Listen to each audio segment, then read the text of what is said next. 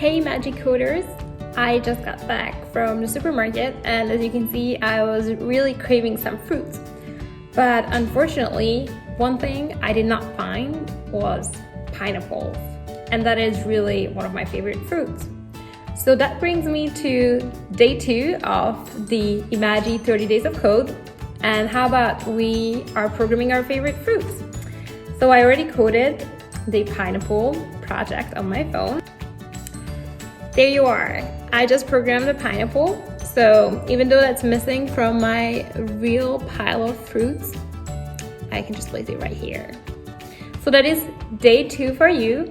Head to the Imagi Labs app, start programming your favorite fruit, and don't forget to share it with the community using #day2.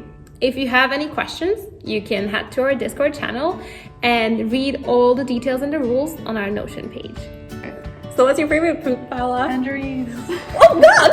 Tangerine attack!